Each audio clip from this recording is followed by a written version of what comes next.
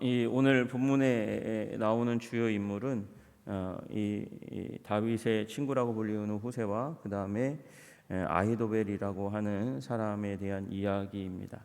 우리 이제 앞에 상황에 대해서 이미 나와 있지만 압살롬이 반란을 일으켰을 때에 그때에 이 다윗의 모사 길롯 사람 아히도벨이 붙었다. 그 일로 말미암아서 이제 압살롬에게 돌아오는 사람이 훨씬 더 이제 많아지게 되는 일이 있었다라는 부분을 15장 12절에서 기록하고 있습니다. 제사 드릴 때에 압살롬이 사람을 보내 다윗의 모사 길롯 사람 아히도벨을 그의 성읍 길로에서 청하여 온지라 반역하는 일이 커지매 압살롬에게로 돌아오는 백성이 많아지니라, 그렇게 말씀하고 계세요.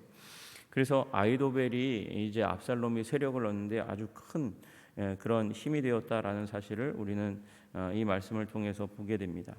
그리고 다윗의 친구라고 이 명명되어진 사람, 다윗의 그러니까 최측근 가운데 한 사람이라고 얘기했던 후세가 이제 다윗에게로 오는 일이 일어났습니다. 그 가운데서 이제 후세가 왔을 때 다윗이 후세가 자기를 따라오는 것을 거절하고 그리고 왕궁에 남으라고 그렇게 조언을 해줍니다. 이 사람은 아렉 사람이라고 불리우는 사람이고 그리고 다윗이 실각하는 것을 바라보면서 가슴이 아파서 옷을 찢고 흙을 머리에 덮어쓰고 다윗을 맞으러 오고 다윗과 함께 운명을 같이 하려고 했던 사람이지만 다윗은 왕궁에 남아서 이중첩자의 노릇을 하라고 그렇게 명령했던 사람이에요. 명령 받은 사람이죠. 그래서 다윗의 왕궁 가운데 남았습니다. 이제 후세에게는 과제가 남아 있죠. 다윗의 왕궁 가운데 남으려면 압살롬에게 이제 인정을 받아야 됩니다. 다윗의 이 아들인 이 압살롬은 굉장히 전략적인 사람이잖아요. 복수를 위해서 2년 동안 암논을 죽이기 위해서 조용히 살았어요. 다윗의 눈도 속일 수 있는 사람이었습니다. 그리고 돌아와서는 이 예루살렘에서도 마음을 얻기 위해서 굉장히 오랜 시간 동안 위장하며 살았던 사람입니다. 그러니까 압살롬이 머리가 나쁜 사람이 아닙니다. 최소한 주위에 지혜로운 사람을 둘 수 있는 그런 사람이죠. 그래서 아히도벨도 이 후세를 간파할 수 있는 능력이 있는 사람일지 모르겠습니다. 압살롬이 이제 헤브론에서 예루살렘으로 입성하는 그 가운데서 많은 사람들과 함께 대동해서 많은 권력을 가지고 들어왔을 텐데도 불구하고 압살롬이 이제 가져온 가장 중요한 이 힘 중에 하나는 아히도벨이다 그러고 15절 가운데 쓰고 있잖아요. 압살롬과 모든 이스라엘 백성들이 예루살렘에 이르고 아히도벨도 그와 함께 이른지라, 그렇게 쓰고 있어요. 그 가운데 있었던 사람 아렉 사람 후세가 이제 나타납니다. 그 가운데 이제 압살롬이 조롱하는 거죠. 이 조롱을 견뎌야 됩니다. 압살롬에게 이 후세가 왕이여 만세 왕이여 만세 하면서 이 압살롬의 왕됨을 환영하는 듯이 그렇게 환호하는 모습을 보여줍니다. 그런데 그 모습을 보고 압살롬이 이상하고 그리고 의심하게 되는 것이죠. 이것이 내가 친구를 후대하는 것이냐라고 얘기해요. 여러분, 여기 후대라는 단어가 헤세드라는 단어입니다. 그러니까 헤세드라는 말은 우리가 이제 이미 여러 번 보았지만 언약적인 신실함입니다. 네가 이 왕과 더불어서 친구의 관계를 맺었고 거기에 언약이 있고 그 언약을 따라서 신실하게 행해야 되는 것이 마땅한데 네가 헤세드로 행하는 것이냐, 그렇게 묻는 것이죠. 내가 어찌하여 내 친구와 함께 가지 아니하였느냐. 그러니까 아버지를 아버지라고 얘기하지 않고 다윗 왕이라고도 얘기하지 않습니다. 네 친구하고 왜 같이 가지 그랬어? 왜 여기 남아 있냐? 그게 네가 지키는 헤세드냐?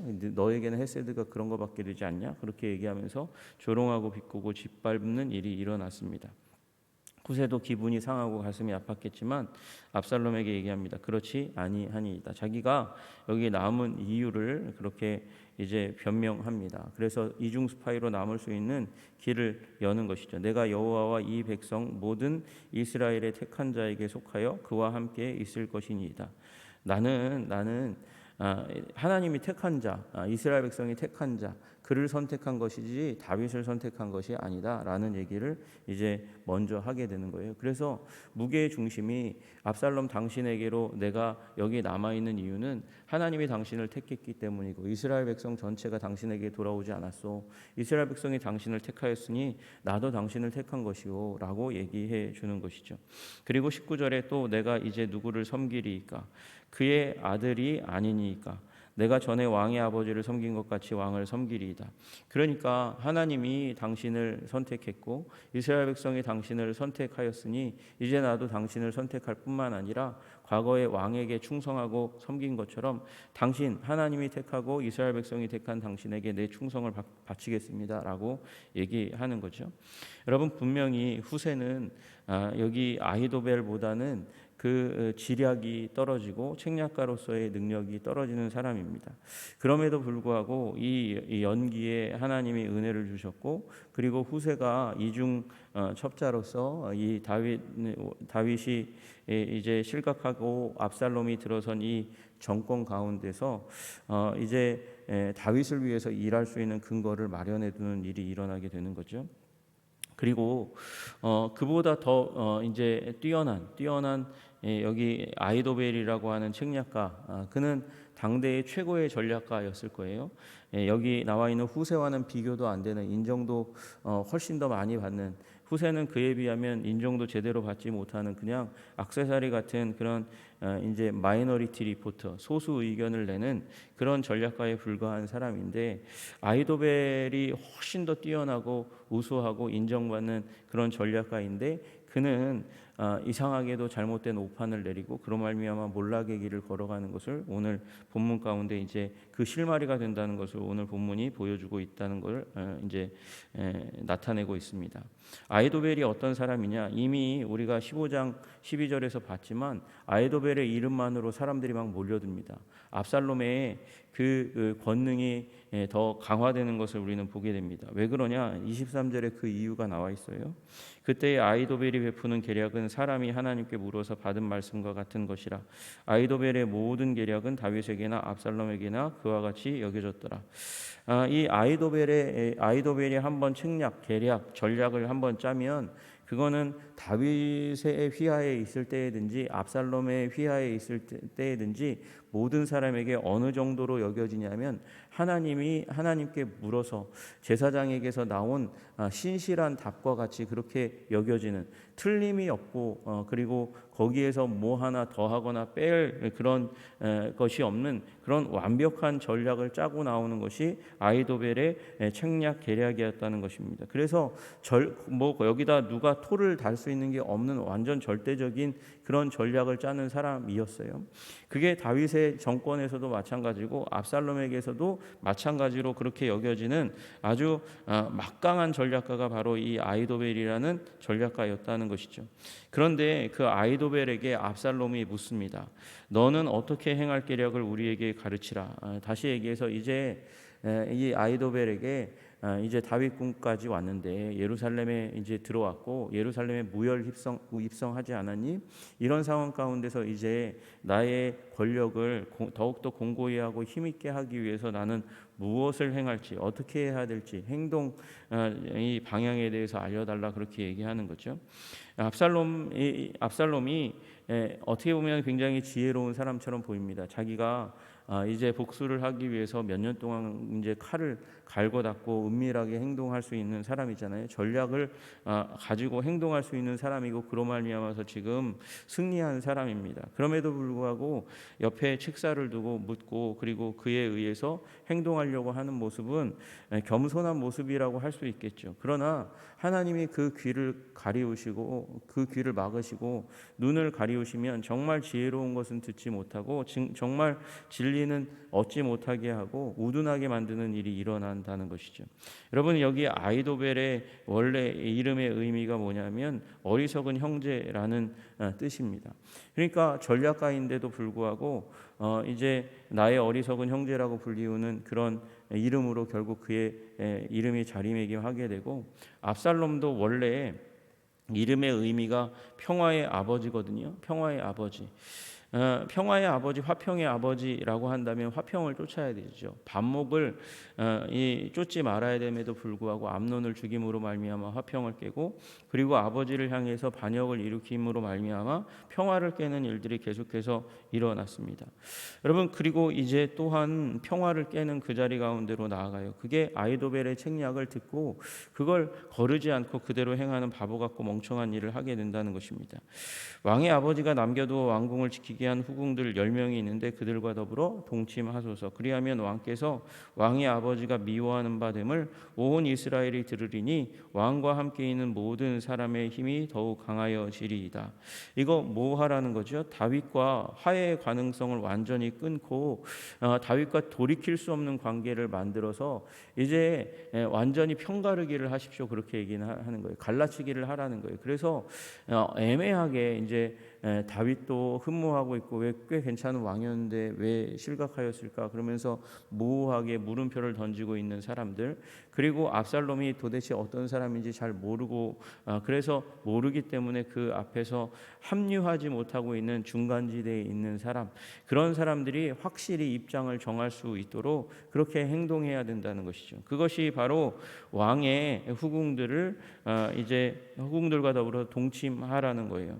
여러분, 이건 당시에 이제 고대 근동에서 행해지던 일이었습니다. 고대 근동에서 전임 왕의 후궁을 취함으로 말미암아 이 선 왕의 앞에 있는 왕의 왕권을 공식적으로 완전히 내가 다 가졌다, 내가 새로운 왕이다, 이걸 만천하에 공포하는 행위로 이렇게 행동하는 일들이 일어났단 말이죠.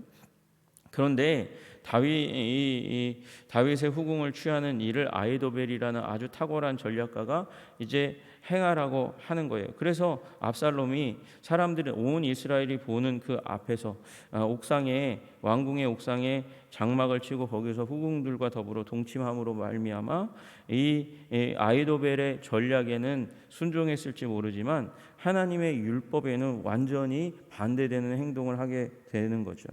여러분, 레위기에 분명히 하나님의 말씀으로 이것을 금하셨습니다. 너는 내 아버지의 아내의 하체를 범하지 말라. 이는 내 아버지의 하체니라. 아버지를 욕되게 하는 자 결코 하나님의 율법에 불순종하는 것이고 하나님의 백성으로 적합하지 않다, 그렇게 말씀하셨으며, 또 이제 신명기 27장에 12가지 저주의 말들이 있어요. 거기에도 이 말씀이 적혀져 있습니다. 그의 아버지의 아내와 동침하는 자는 그의 아버지의 하체를 드러냈으니 저주를 받을 것이라 할 것이요 모든 백성은 아멘 할지니라. 그러면서 이스라엘 백성에게 이게 공식적으로 아주 악하고 더러운 행동이라는 것을 말씀하여 주셨습니다.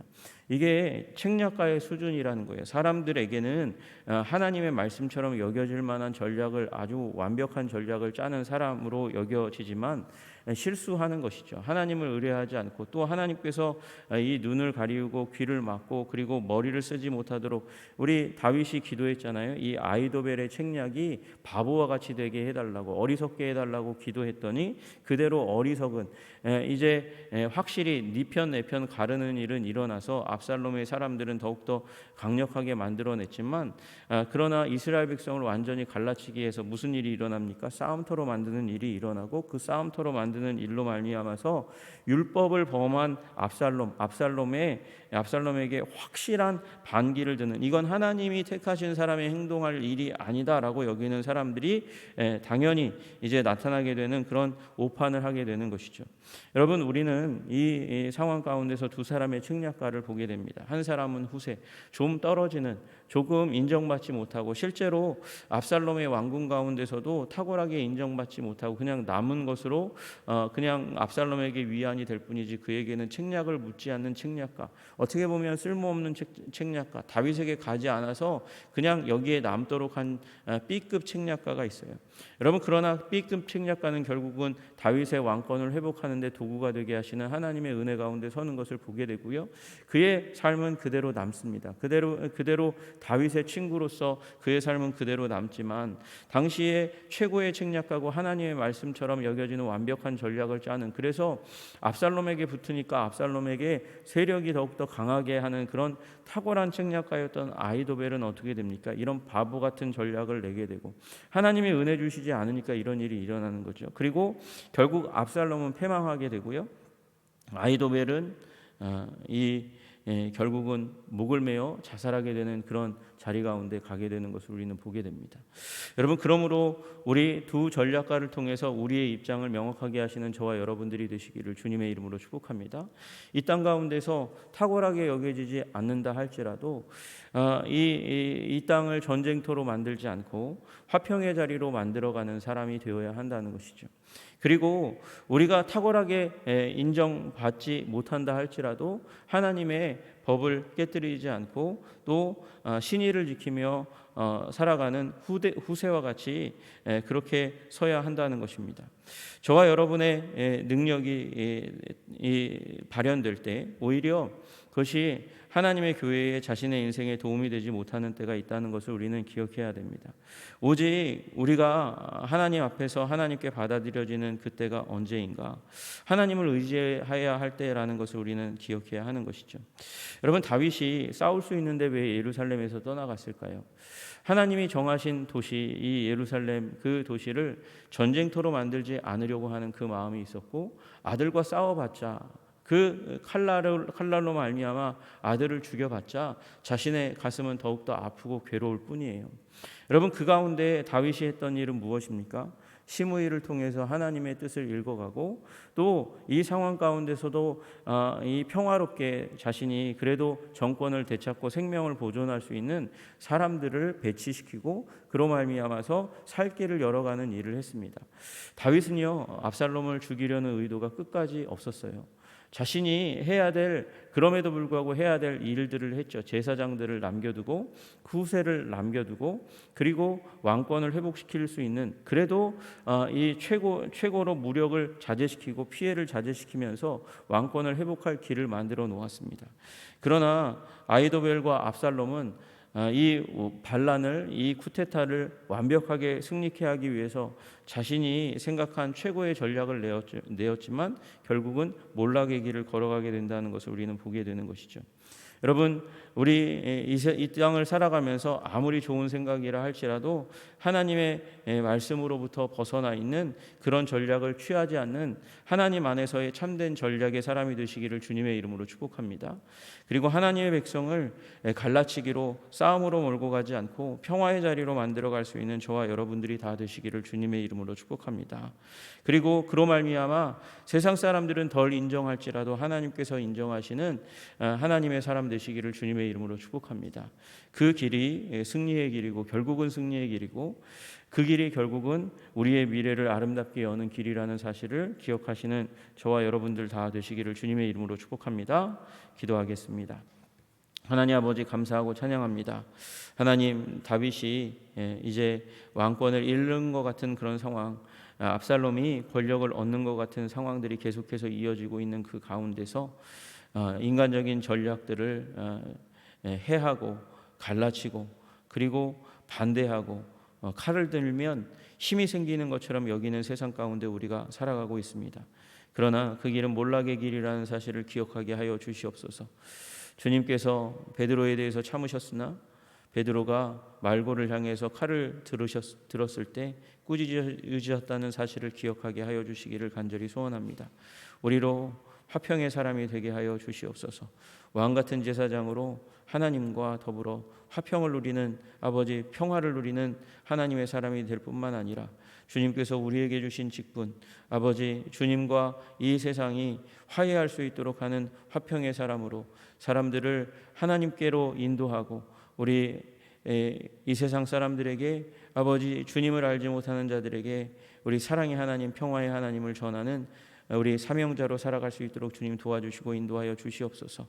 아무리 우리의 머리에 떠오른 탁월한 생각이라 할지라도 하나님, 그것이 화평을 깨고 불화를 만들어내는 것이라면 내려놓을 수 있는 하나님의 백성 될 수 있도록 주님 도와주시고 인도하여 주시옵소서. 주님께서 우리로 말미암아 영광을 받으시고 하나님의 나라를 우리를 통하여 든든하게 하시며 하나님의 기쁨이 되게 하시는 그 인생 살아갈 수 있도록 우리를 가르치시고 인도하여 주시옵소서.